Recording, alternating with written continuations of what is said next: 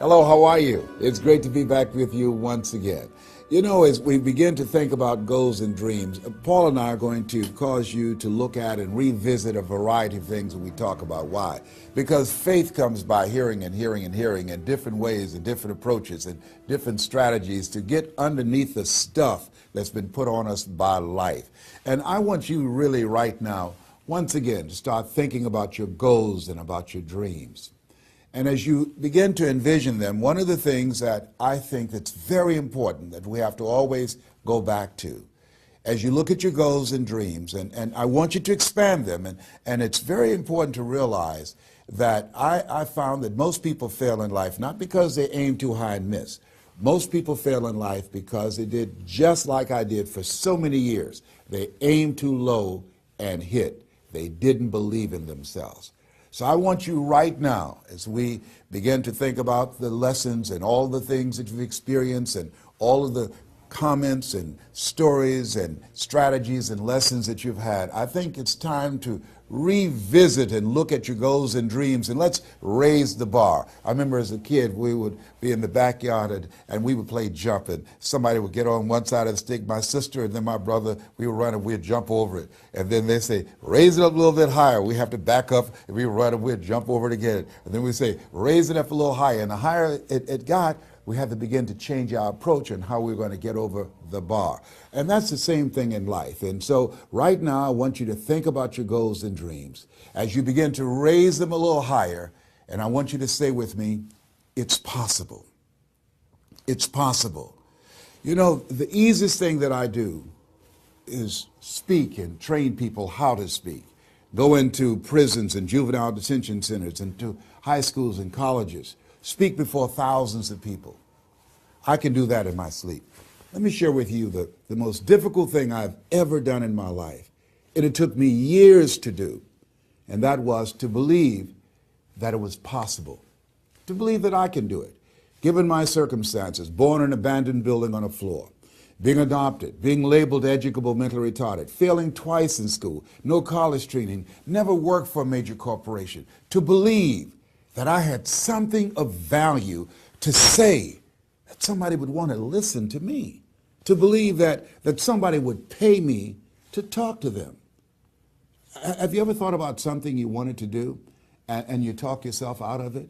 I remember going to see Zig Ziglar, who I consider the #1 motivational speaker on the planet, and Dr. Norman Vincent Peale when he was alive, and Robert Schuller. I used to see them, and I would be so pumped up and inspired after hearing Jim Rohn, who recently passed, one of the great motivational speakers of all time, and Charlie Tremendous Jones. And I would go to my car pumped up, saying, yes, yes, yes, I can. And then after a while, my mental conditioning would kick in. And it would say, Les Brown, you can't do that. You don't have a college education. Les Brown, you can't do that. You don't even know who your parents are. Les Brown, you can't do that. You failed twice in school. Come on. You ever thought about something you wanted to do and you talk yourself out of it? There's a proverb that says, if there's no enemy within, the enemy outside can do us no harm. That's why it's important that you make it a point every day to listen to Paul, to listen to me, to review these lessons, to get them deep, not only in the conscious mind, but the subconscious mind, and get them in your spirit. Well, how often should I do it? Do it until you are producing the results. That's how often you should do it. And you never stop, because once you stop, that's when those negative thoughts will come back. Once you stop, that's when you will begin to doubt yourself. Once you stop, I'm telling you what I know. Yes. Every day, it's a selling job on you. It's possible. I can do this. I can make this happen. No matter how bad it is or how bad it gets, I'm going to make it. It's possible. Yes, your dream is possible. Say that to yourself every day. Feed your mind with words that you write and words that you hear and words that you speak to yourself. Feed your faith, and your doubts will starve to death. Say to yourself, it's possible. It's possible. It's possible. Even when you have no evidence to point to, say to yourself, It's possible. There's nothing as powerful as a made-up mind. It's a struggle sometimes to do that, especially when you have people around you telling you that it's not possible, that you can't do it. And they're constantly pointing out your failures of the past, constantly reminding you of all of the things that you don't have going for you. I'm reminded of the story of two little boys that were playing on some ice during the winter. And as they got further out on this ice, one fell through the thin ice. And so the little fellow that was still on top of the ice, he was trying to save his little buddy. And he couldn't reach him. He was trying to pull him. He could see him through the thin ice as he got further away from him, struggling.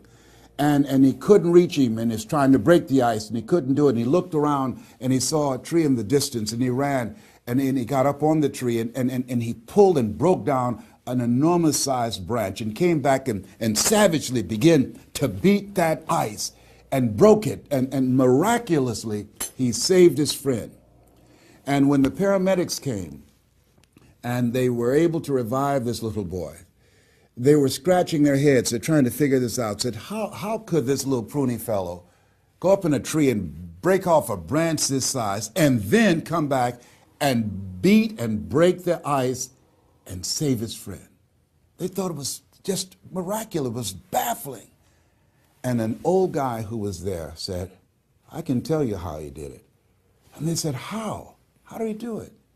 And he said, there was no one here to tell him that he couldn't do it. Whoa. What could you do? What could I do? What could all of us do if we did not have the naysayers in our lives?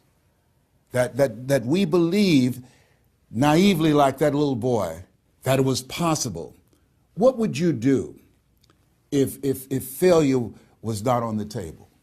Do you realize that 87% of people allow the fear of failure to outweigh their desire to succeed because they've been convinced by the evidence, by being practical, by being logical, by being realistic. I did that. Leslie, yes. You're going to speak for corporations, yes.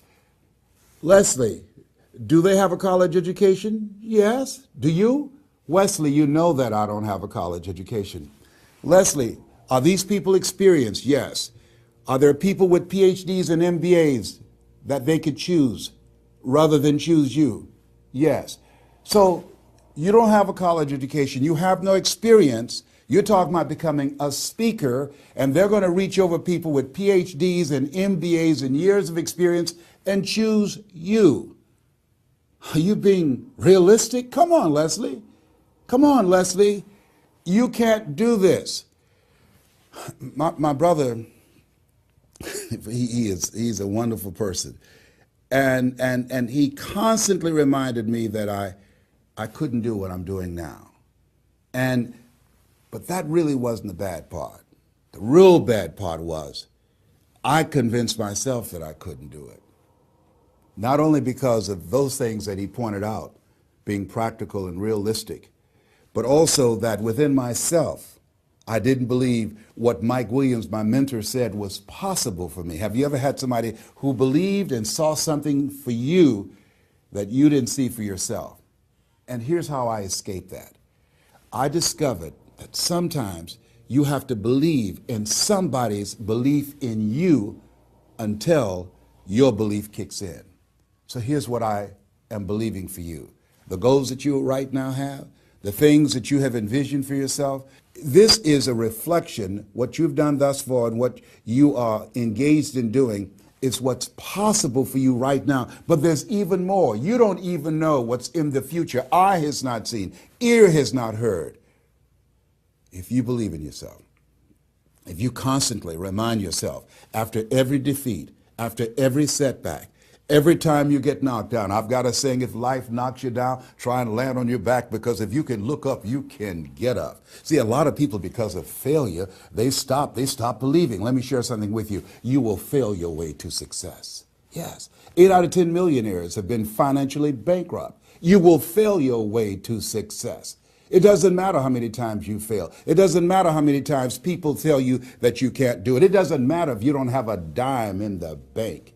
you will fail your way to success. What's very important is you're believing in yourself. You're constantly saying, somehow, some way, I'm going to make it. I remember a lady out of Detroit, Michigan. They called her Martha Jean the Queen. And she had a motivational message she gave all the time on the radio. And the question she would ask was, do you really want to win? Do you really want to win? And she said, if you really want to win in life, you've got to believe in yourself when no one else does. You've got to believe in yourself. See, it's easy to believe in yourself and to have faith if you have a good bill of health, if your relationship is working out fine, if you have money in the bank, if you have a secure job, if your mortgage note is paid current, if the children are acting like they have good sense. It's easy. If you go to a doctor, they say, oh, you're doing real good, I'll see you next year. It's easy to have faith then. Let me tell you when it's really tough to have faith. When you lose your job, when you lose your retirement, when you go to the doctor and they look at you and say, you have cancer. Cancer is the most feared word in 7 different languages. That's when it's tough to have faith then. And that's when you need to call on your faith then. They said faith is the oil that takes the friction out of living. That's when you need to believe in yourself then and judge not according to appearances and say to yourself, it's possible. It's possible.